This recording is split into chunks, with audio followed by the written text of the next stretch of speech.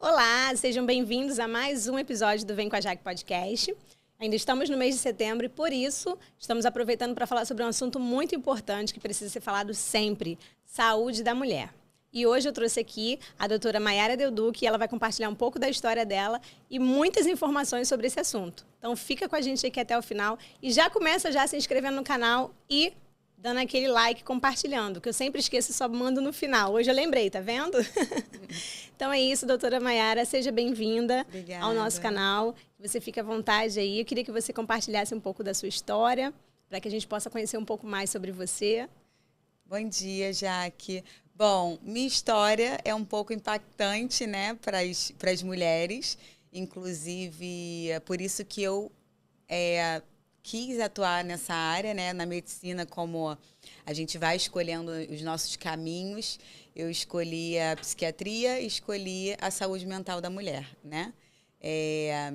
Primeiro, eu já tinha feito psicologia e desisti porque eu já queria atuar na medicina, queria me formar médica. E esse processo de formação na área médica foi muito difícil para mim, né?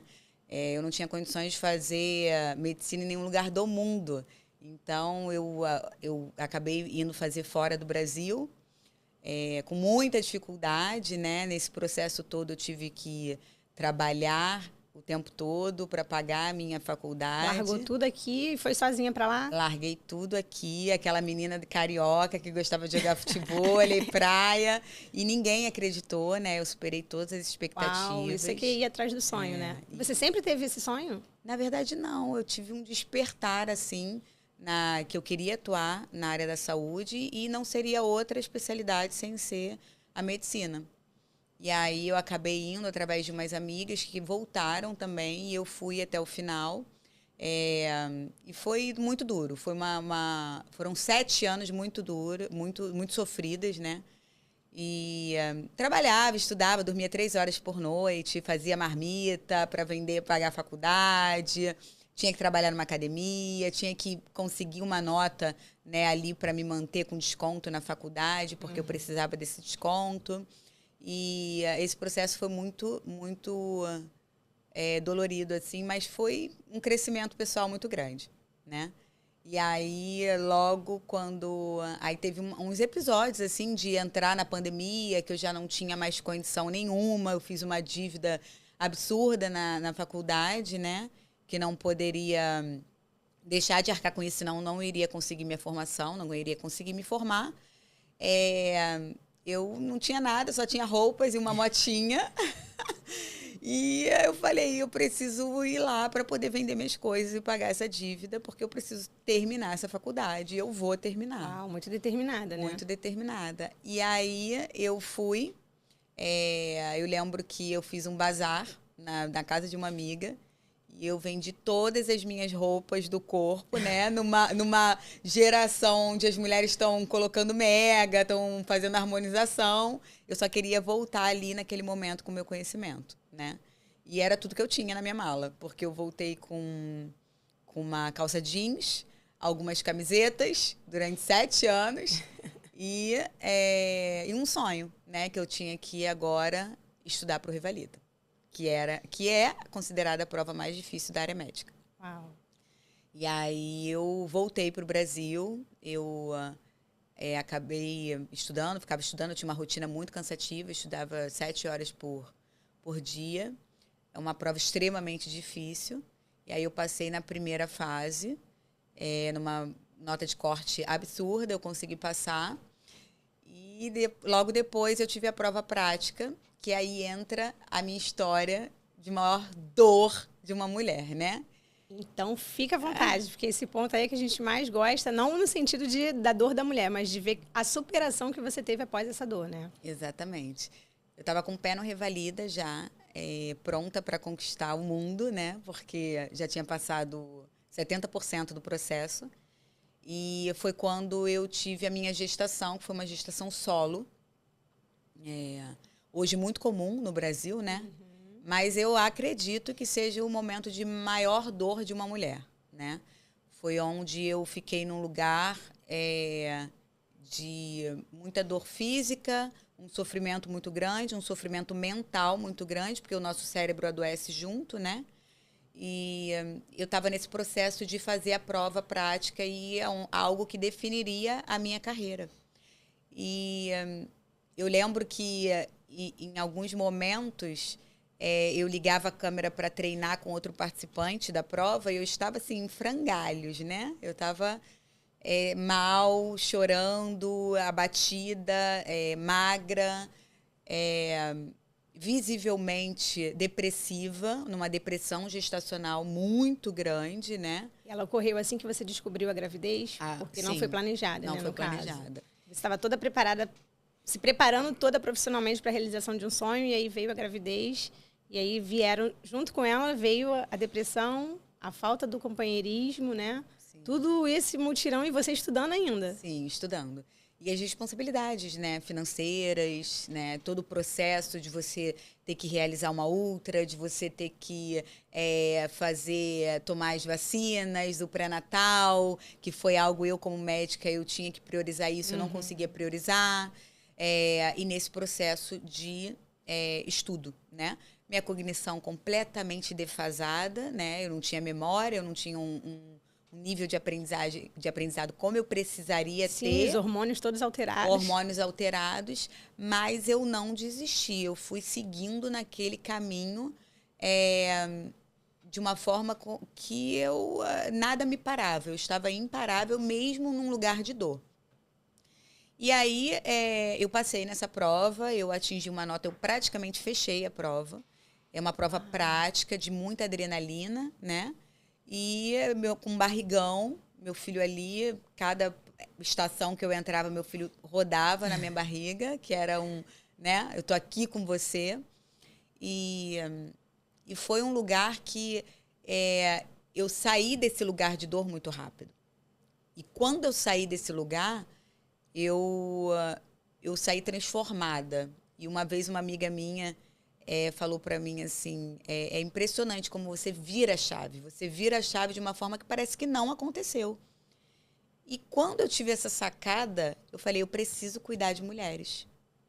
Eu preciso tirar essas mulheres de um lugar de dor onde elas arrastariam correntes durante anos.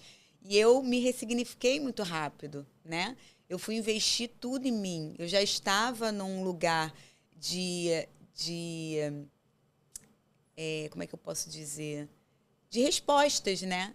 Eu já estava colhendo frutos. Eu aprovei numa prova onde eu estaria morta, né? Eu estava morrendo. Humanamente, você não teria possibilidade de conseguir fazer. E aí é o que eu enxergo hoje no meu consultório, né? Atendendo mulheres. As mulheres estão numa perspectiva muito pequena, né? Elas estão estendendo o prazo de sofrimento, né? E o meu tempo de sofrimento teve validade. Ele foi muito curto, sabe? Porque eu precisava me ver inteira para o meu filho. Eu tinha uma criança para criar. E aí, hoje, eu atendendo essas mulheres, é o que eu tento passar para elas também. Que a gente precisa aumentar essa perspectiva. A gente precisa ter um tempo, sabe? De sofrimento, um tempo de validade. E que, se precisar intervir com medicações, né? Porque o nosso cérebro está em sofrimento, ele não está produzindo nada do que a gente precisa, a gente não está tendo um controle de emoções, né? Que ele adoece junto, então você acaba não produzindo nenhum neurotransmissor, nada. A gente precisa talvez intervir, e nesse processo eu fiz o antidepressivo, que foi um aliado para mim, né? Que ele me tirou do sofrimento, ele me levantou da cama, ele me fez ir até a prova, sabe? E é isso. Eu tento aumentar essa perspectiva delas no consultório. E aí você teve ele na gravidez e após o nascimento do seu filho, ou na gestação mesmo, com essa correria toda, você já conseguiu o tratamento, já conseguiu se cuidar, ou chegou a ter o momento do pós ainda? Não. A gestação é algo... A maternidade é sobrenatural, né? Então, eu tive esse sofrimento na minha gestação. Meu filho nasceu, no momento do parto, eu renasci. Uau! Eu renasci. E eu nunca mais usei o antidepressivo porque eu não precisei, tá? Porque se eu tivesse indicação para fazer, eu iria fazer até quando pudesse. Ah, mas eu não vou amamentar. Mas para a gente fazer o antidepressivo, né? Hoje existem medicações seguras para amamentação, né? Porque a gente tem a depressão pós-parto é muito comum. E mais comum do que a gente imagina, né? Eu ia até falar que eu achei interessante você falar que você ficou com depressão na gravidez, porque no caso, a sua na gravidez foi porque você estava buscando um projeto profissional muito grande, que dedicava muito de você.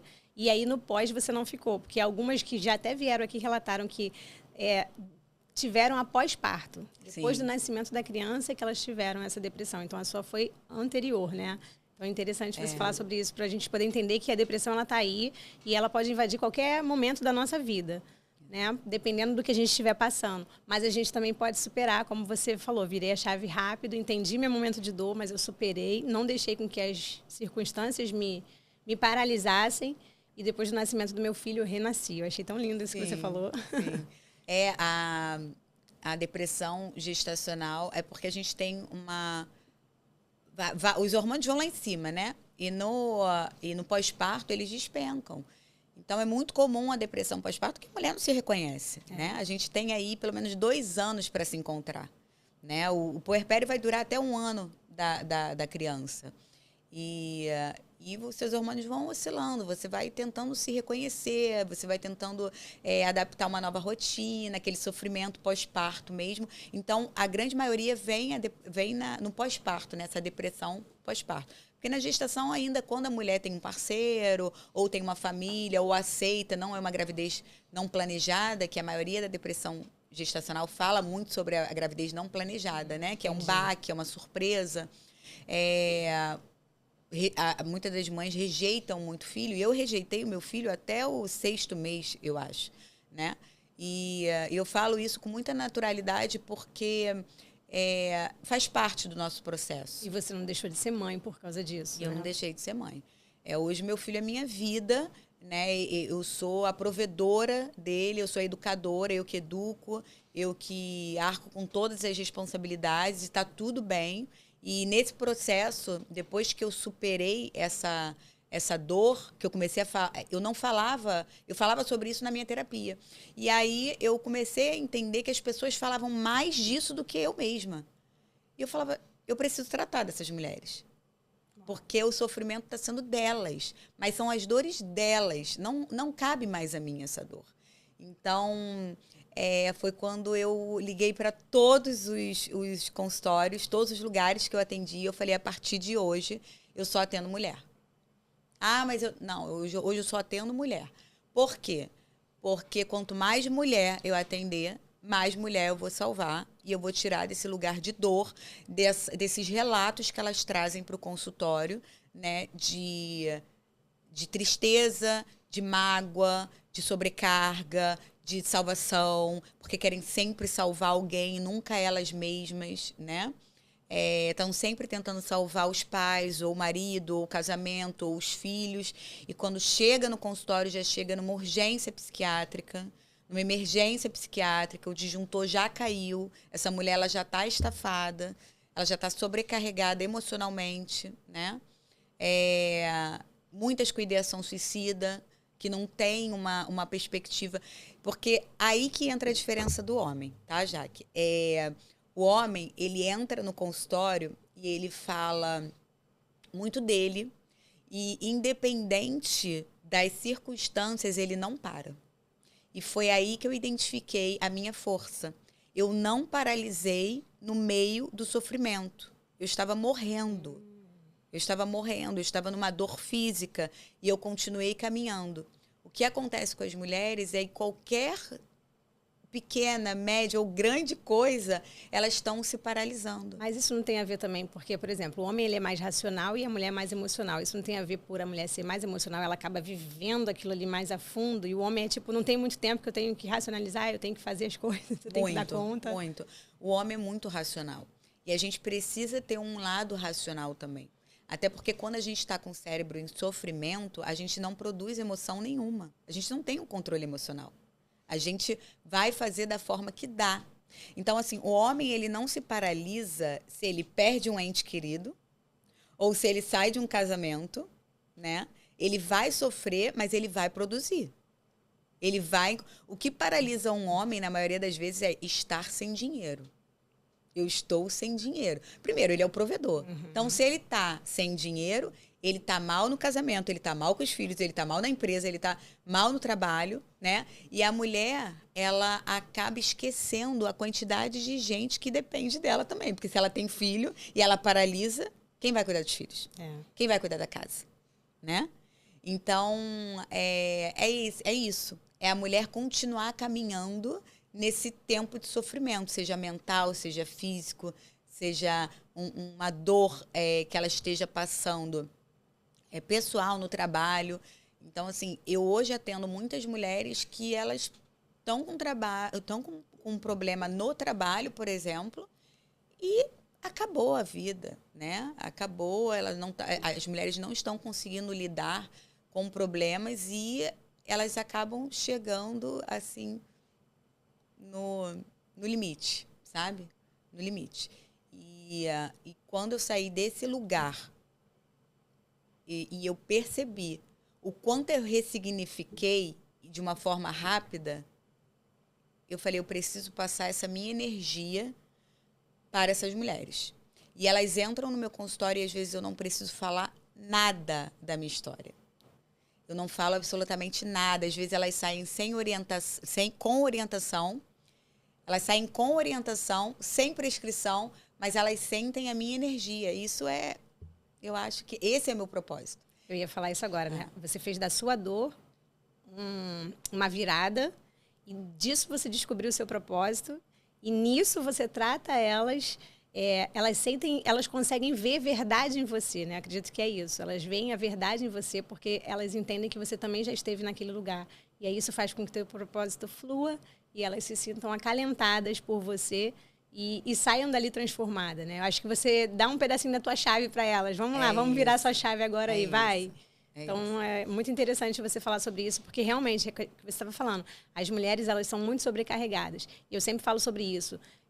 Muita culpa, né? A própria culpa faz com que elas entrem em lugares que às vezes não são lugares dela. Eu já carreguei, você já deve ter carregado também. E eu sempre falo isso, gente, vai se cuidar, vai fazer a unha, vai tirar um dia para fazer um exercício, vai dar um passeio que você tem vontade de fazer e você não faz, porque não tem como a gente viver só cuidando de todo mundo. Cuidar de si, o autoconhecimento, ele é muito importante, né? Você que trabalha com mulheres sabe exatamente isso ao pé da letra, né? Sim. E teve algum episódio, assim, que para você foi muito marcante? Alguma paciente, assim, que te marcou? Nesse período que você está com elas? Teve. Como eu estava explicando, né? Sobre a energia delas sentirem... Eu não preciso falar um ai da minha história, né? Mas elas sentem essa energia de força, de coragem, de resiliência, né? Eu não deixo de ir para o meu trabalho arrumada, porque eu quero inspirar elas. Eu falo, eu já estive no seu lugar. É o máximo que eu falo para elas. Eu já estive no seu lugar, eu conheço essa dor. Eu sei o que você está passando, né? Eu quero que elas entendam. Eu sei o que você está passando. Então, o caso que mais mexeu comigo, dois, né? Foi uma mulher que ela foi traída, anos de casamento, né? Ela foi traída pelo marido, agora os filhos crescidos. E o marido tirou ela da casa dela, ela teve que voltar para a mãe, num bairro muito perigoso. E ela chegou muito mal no meu consultório, muito mal mesmo. E ela falando, eu vou acabar com a minha vida. Eu vou... porque quando o nosso cérebro está em sofrimento, a ideação suicida é o quê? O córtex frontal, ele produz, né? Ele controla, ele tem esse controle emocional, ele tem o planejamento, tomada de atitude, né? Então, quando você está em sofrimento, você não controla isso, você não planeja, você faz, você quer... Só quer se livrar da dor. Diminuir a sua dor, né? E aí a gente já tem que intervir. Eu entrei com a medicação para ela, eu falei, eu não quero você... A gente vai fazer um tratamento curto, porque você está num luto, né? Você está passando por uma separação e você vai sair disso. Eu entendo que você vai sair disso e eu quero que você entenda também. Você vai fazer uma terapia, você vai começar amanhã, investe nisso. Mas eu não tenho, pede emprestado. Esse é seu tratamento. Você vai fazer uma atividade física, esse é seu tratamento. E você vai iniciar com a medicação.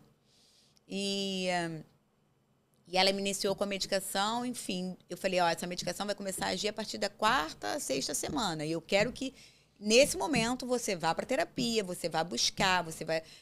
Vão ter dias ruins, mas você vai caminhar. Você vai caminhar na sua dor.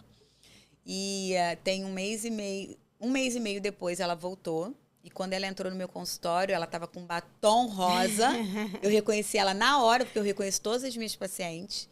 E ela estava com um batom rosa, ela estava maravilhosa. Ela sentou e ela falou assim, ninguém salvou minha vida. Eu não salvei a minha vida. Você salvou a minha vida. Eu precisava escutar aquilo naquele momento, porque você me deu uma esperança. Eu não estou ali, eu estou ali para disseminar, né, essa autoestima, essa força, né? Mas eu trato de mulheres através da ciência também, né? Eu tenho uma história que virou um testemunho, que virou uma história forte, impactante, mas eu tenho a ciência que eu sei que essa mulher vai sair desse quadro um tratamento, né, eficaz, com orientação, e eu sei a resposta. Mas muitas das vezes a mulher não consegue responder esse tratamento, até pela dificuldade, enfim. É uma situação que que ela se encontrava, né, imagina, ela perdeu a casa dela. Ela teve que voltar para a casa dos pais, num bairro perigoso. Ela estava longe da academia que ela sempre frequentou. Ela estava longe da rotina. Os filhos ficaram com o pai. Então, quantas perdas essa mulher teve, né? Para ela voltar em um mês e meio. E ela falou, eu tô dançando, sabe? Eu tô dançando, eu tô vivendo. Ele já me ligou de volta, mas eu não quero mais passar por isso. Então, e quantas mulheres? A psiquiatria é uma especialidade nova, né? A gente tem 60 anos. É nova e ainda tem muito tabu, né? Muitas pessoas nem querem quando fala buscar um psiquiatra. Não, de jeito nenhum. De jeito nenhum. E a resistência, a quantidade de mulheres, né, 50 mais, 60 mais, né, que estão vindo necessitando de um cuidado e que elas já chegam, olha, eu não sou maluca, né?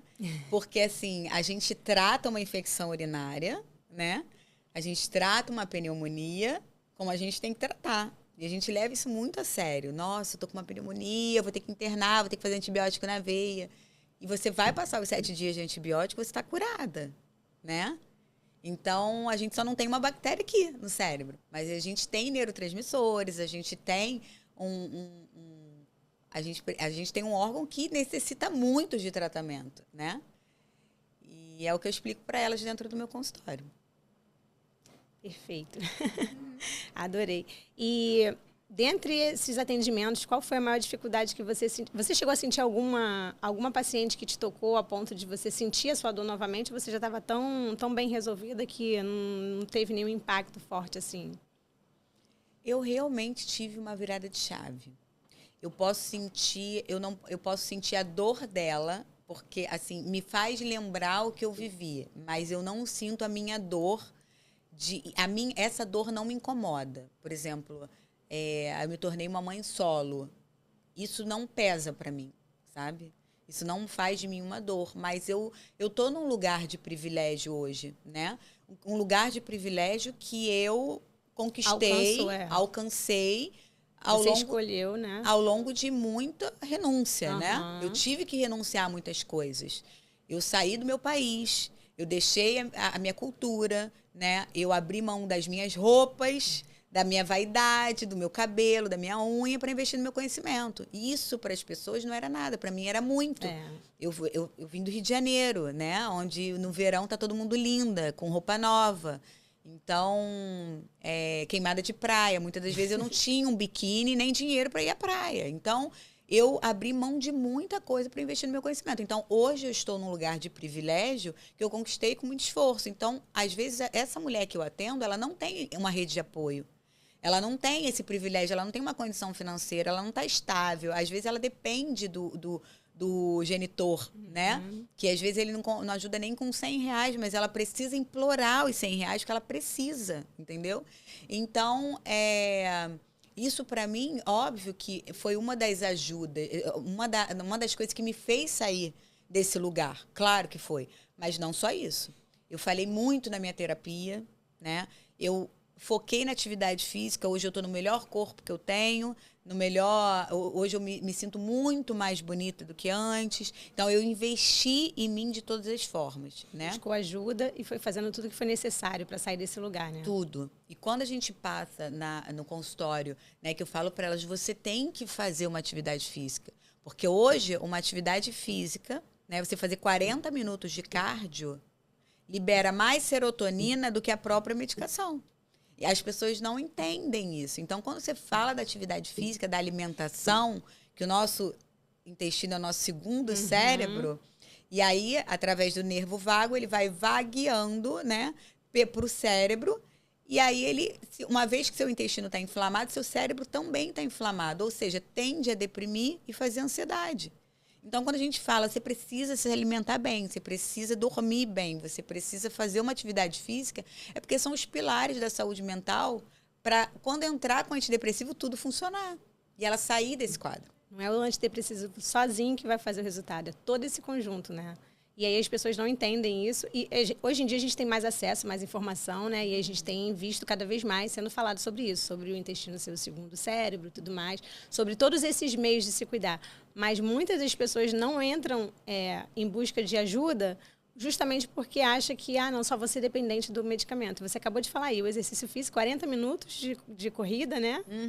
Já libera serotonina que você não vai precisar fazer, tomar essa medicação, ou vai reduzir se você já toma. Então, também não adianta você também ficar só dependente do medicamento. É um conjunto de ações. Sim, com certeza. E eu sempre falo isso. Falo, olha, a medicação vai ser aí seus 40%. O resto a gente consegue juntas. E elas voltam super, né, dedicadas. Olha, doutora, já estou na academia, já estou na terapia, já estou... a medicação fez... É difícil uma paciente voltar para mim num quadro retrocedendo, sabe? É bem difícil mesmo. Talvez aquela paciente que não conseguiu lidar com a medicação, que teve muito efeito colateral. Aí ela volta porque realmente as medicações psiquiátricas, elas dão os efeitos chatos, né? Então, essa talvez volte, que não responda, a gente tem que lançar a mão de outra medicação. Mas, voltando à paciente que me tocou, assim, várias me tocam, várias me fazem lembrar da minha situação, né? Mas... Eu lembro, mas não me desperta uma dor, porque a gente se cura, né? A gente se cura. E é isso que eu passo para elas. E quando você se cura, você está preparada para curar outras, né? Curar Por isso que você descobriu assim tão amplamente o seu propósito e seguiu firme nesse objetivo, negando outros pacientes e focando nas mulheres, que é parte do seu propósito de vida, né? Sim. E em relação ao seu filho, ele está com quanto tempo agora? Quantos aninhos? Ele está com 10 meses. 10 meses, então tem pouco tempo. Tem pouco tempo. Nossa, e você fala como se já tivesse um tempão. Para mim tem um tempão. Foi tanto crescimento pessoal, emocional, profissional, né? Eu voltei a trabalhar com meu filho com 1 mês. Dando plantão e estudando, né? Fazendo minha especialização.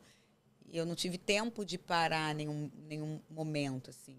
Então, para mim, já passou muito tempo. E é isso que eu falo. Eu saí de um lugar de dor muito rápido. Muito rápido, Muito rápido. E quando eu identifico que eu preciso alcançar essas mulheres de uma forma, com uma urgência, é porque existe um tratamento, né? Eu acho que existe uma forma da gente sair dessa dor sem arrastar correntes durante anos, aumentar essa perspectiva, esse olhar, sabe? Ou esse olhar para dentro, esse olhar para a nossa saúde mental, e que foi uma das coisas que me tirou do buraco mesmo. Uau. E o que você diria para quem está assistindo agora, que de repente está se identificando aí com essas coisas? Aproveita e amplia essa voz para todo mundo fora dos consultórios. Prioridades, né? Nós temos que ter prioridades. Priorizar a nossa saúde mental, identificar a nossa dor, saber pedir ajuda, né? A gente está no Setembro Amarelo, a gente está na conscientização do suicídio. O suicídio é essa falta do planejamento, essa impulsividade, essa querer diminuir o sofrimento, que muitas das vezes quem tenta, quem tem a ideação suicida, quem tem a tentativa e não consegue, eles passam por um sofrimento maior ainda físico, né? Porque acabam tentando, se machucando ou tomando medicação, então acaba tendo um desconforto aí físico e eles só querem diminuir esse tempo de sofrimento. Então, a gente não pode deixar chegar nesse momento. Pedir ajuda não é vergonha. Eu pedi ajuda muitas vezes no meu processo. Muitas pessoas no meio do caminho também me abandonaram. E isso não se trata das pessoas. Isso se trata de você, do seu crescimento, do que você precisa tratar ali dentro dessa bolha, né? Desse tempo aí que você precisa amadurecer. Então, não se trata do outro, se trata de você. É o seu tempo, vai passar. Tudo passa. Se não passar sozinha, você vai pedir ajuda, você vai procurar um especialista, você vai procurar uma psicóloga, as coisas vão se encaixando. E é o que eu sempre falo para os meus pacientes. O que você está procurando, está te procurando. Então, você está procurando a paz, a paz está te procurando. Você está procurando o amor está te procurando. Você está procurando a saúde está te procurando. Então, vamos, né? Fazer o movimento certo. Vamos fazer o movimento certo. E é isso. Aí, a gente está nessa conscientização. Eu sempre falo para os meus pacientes, eu falo, vocês precisam gritar socorro no momento que tem que gritar. Pega uma pessoa que você confia, que você fala, essa é minha rede de apoio. Pode ser uma pessoa, mas essa é a sua rede de apoio, esse é seu contato de emergência. Vamos. A maioria dos meus pacientes entram acompanhadas na minha consulta, tá? E eu sempre falo, não tem problema, não quero saber se é maior de idade, se não é idosa, porque idoso tem acompanhante. Essa paciente, ela merece entrar com quem ela quiser. Às vezes ela não está podendo falar por ela, às vezes ela não tem força para falar, né? E quantas vezes eu não tive força para falar, e eu entendo essa paciente. Então, liga para o seu contato de emergência e vai até um especialista, porque a gente precisa aumentar esse tempo de vida, aumentar essa perspectiva, saber que existe uma saída. E existe um lugar que ainda é muito maior. A vida vem, sabe? Eu falo para elas, vamos começar a fazer o que vocês precisam fazer, buscar se tratar de uma forma que tem tratamento, tem cura, né? Você pode ter recaídas, mas tem cura. E a gente vai ter uma resposta, a gente vai sair desse lugar. Muito bom. Em relação a isso, acho que você já falou bastante coisa assim que inspira, ajuda e falou sobre direção também. Qual seria para você o maior desafio para quem está nesse caminho e não consegue sair? Bom, maior desafio quem está nesse caminho. A gente tem vários graus aí, né, da depressão, por exemplo. Eu vou falar da depressão grave, né? Quem está nesse caminho da depressão grave, que tem um desânimo, uma perda de prazer das atividades normais, que tem uma dificuldade, um isolamento social, a fobia social, que tem a ideação suicida com tentativas. Então, esse caminho é muito difícil, né? Mas eu acredito assim que, diante a isso tudo, quando a gente vai entrar com a medicação, que essa pessoa está nesse processo, o mais difícil é sobreviver ao tratamento. O tratamento, ele é puxado, né? Tanto que hoje a gente tem, até para depressão resistente, depressão grave, a gente já tem a forma injetável, né, de fazer esse tratamento, porque muitos pacientes não toleram a medicação e acabam abandonando o tratamento. Então, isso se torna mais difícil ainda tratar. O paciente acaba vendo que não tem saída, porque ele não tolera, ele fica apático com a medicação, né? Tem um tempo aí também dos efeitos colaterais, esses efeitos vão passar. Mas, às vezes, ele não tem aquele tempo de esperar, né? É uma emergência. E eu acho que esse caminho é o mais difícil para o meu paciente. É ele entender que ele vai sair desse quadro, que as medicações vão fazer efeito e que esse efeito colateral vai passar, né? Eu tive uma paciente agora, semana passada, que voltou, ela dependente do clonazepam, né, o Rivotril, anos e anos. E eu falei para ela, olha, você não está mais em crise. Ela teve um quadro de transtorno de pânico e ela já não estava mais em crise de pânico, mas ela estava numa depressão grave, ela estava numa crise ansiosa, tendo que dar a entrada na emergência várias vezes. E ela falou para mim que ela usava 40 gotas de clonazepam para dormir, 40, 50, sendo que o clonazepam ele causa uma depressão respiratória, então a ponto dela, né, ter uma parada cardíaca. E ela chegou para mim e falou, eu tomo 40 gotas. E eu falei, você está tendo perda de memória recente? Você está tendo esquecimento? Nossa, eu tô falando para todo mundo que minha mãe teve Alzheimer e não sei o quê. E você ainda consegue dormir? Não, eu tomo e não consigo dormir, porque ele para de agir, ele para de fazer efeito. Então a gente vai começar seu tratamento, vamos tratar a base do problema, que você não está tratando nada. Você está tentando apagar esse incêndio, você está... não está apagando mais fogo, tá botando mais fogo. E aí eu comecei o tratamento com ela. Terça-feira passada ela retornou e ela falou para mim, ela chorando, ela falou para mim, eu não sei nem como te agradecer, porque são anos e anos usando Rivotril, clonazepam. Eu ainda adorava dizer que eu usava, eu vou tomar minhas gotinhas. E como eu era dependente, uma pessoa tratando tudo errado, a senhora conseguiu desmamar o meu clonazepam e acreditou que eu sairia dessa. Eu tô outra pessoa, a minha vida veio, sabe?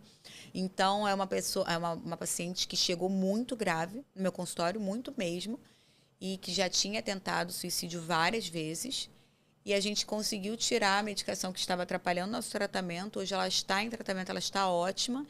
E é um caminho difícil, foi difícil fazer ela entender na primeira consulta, né? Eu tive que ter muito jogo de cintura, ter uma orientação ali, sem que talvez deixasse ela com medo né? Que às vezes a gente assusta, a gente sabe, nós como médicos, a gente sabe tudo o que pode acontecer. Então, às vezes, a gente passa de uma forma que assusta o paciente. Então, eu tive que ter muito jogo de cintura com ela, explicar para ela o processo, ela confiar em mim.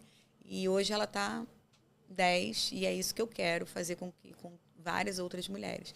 E, principalmente, fazer com que elas identifiquem a forma que elas estão tratando. Porque a maioria está tratando de forma errada. Está piorando os sintomas e a gente tem que pensar nessa mulher...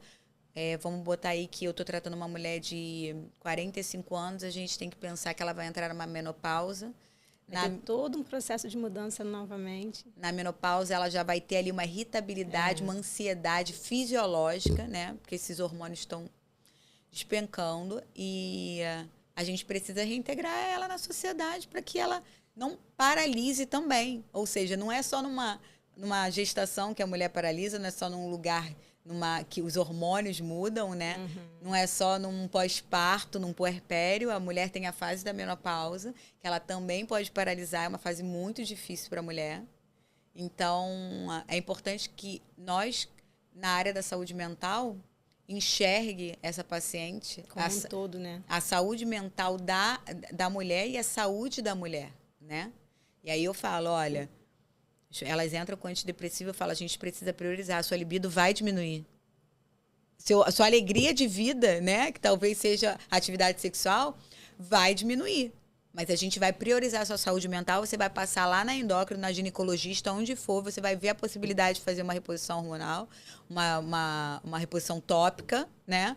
Você vai ver a possibilidade de fazer algum suplemento. Eu vou cuidar daqui, mas você vai cuidar de lá também. Então, a gente conseguiu olhar essa mulher como um todo. Perfeito. Olha, já dava pano para manga puxar assunto aí de menopausa, mas o tempo está acabando. Foi maravilhoso, Maiara. Eu queria que você deixasse suas redes sociais, né, para quem tiver interesse, procurar seu atendimento. Você atende só físico ou online também? Atendo físico online, atendo na Barra. Então pode colocar aí suas redes sociais, fica à vontade. Momento merchan. Meu Instagram é doutora.maiaradelduque, Maiara com Y. E eu atendo na Barra, atendo num consultório, numa clínica também em Nova Iguaçu. e atendimento presencial e online. Olha aí, gente, viu? E olha só, Maiara Delduc, lembraram que esse nome é meio parecido? Vou aproveitar esse momento para falar para vocês. Ela é filha da Marilza Delduc, que já participou aqui conosco, maravilhosa também, falando sobre a inteligência artificial, aos 59 anos se reinventando, né? E mostrando que não existe limite, né, para isso. E aí eu vejo você também com toda essa garra e determinação. Acho que também vem um pouquinho da sua mãe, né? Muito. Que legal. Então, assim, eu fico muito honrada de receber você aqui, de ter recebido a Marilza, ouvido a história dela, ouvindo um pouco da sua. E eu acho que dá para fazer uma parte 2 depois aí, hein? Porque eu acho que ficou com gostinho de quero mais essa parte da menopausa aí também. Se vocês estiverem interessados, coloca aí nos comentários. Então é isso, Maiara. Coloca para mim, por favor, uma frase, algo que você queira dizer para essas mulheres, um incentivo ou uma inspiração, algo que você sempre fala ou que você sempre tem vontade de falar porque você acha que vai impactar a vida delas. Não pare. Continue. Na dor, em qualquer momento, qualquer parte da sua vida, continue seguindo. Seja incansável. Descansa e continue, porque vocês têm que ir atrás do objetivo de vocês têm que conquistar, alcançar, chegar num ápice, né, de saúde física, mental e espiritual. Então, no momento que estiver sofrido, no momento que estiver difícil, peça ajuda, mas continue. Perfeito. Então, vou fazer um bate-bola rapidinho. Desafio. A maternidade. Superação. Superação. Eu acho que a superação foi a prova do Revalida. A prova. Um momento do passado.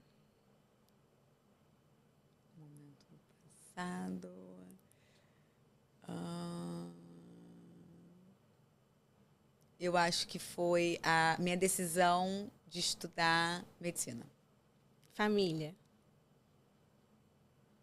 Minha base. Seu filho.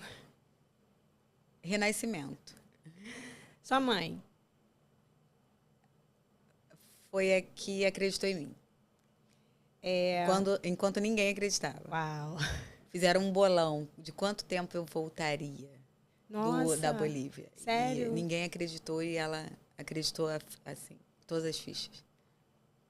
Apostou todas. Ai, que legal. Futuro. Voar. Futuro é chegar, é poder falar para mulheres, não só aqui, mas no Brasil inteiro. O presente. Presente é viver, estudar, sorrir, ser feliz. Uma inspiração. Minha mãe. Um livro. Ai, são tantos. Mas O Poder do Agora. Muito obrigada. Obrigada. Por tudo, pela sua entrega. Obrigada. Espero ver você mais vezes por aqui. E você que gostou desse conteúdo também, fica à vontade. Se quiser se despedir do pessoal também, fica à vontade, Maiara. Obrigada. Assistam e estudem sobre a saúde mental. Estejam sempre ligados a ela e entenda... Quebrem os tabus, né? Ótimo, quebrem os tabus. Então é isso, gente. Espero você no próximo episódio. Compartilha, porque vale a pena. Muitas pessoas precisam ver tudo isso que a gente passou aqui para vocês. Conto com vocês na próxima e vem com a Jaque.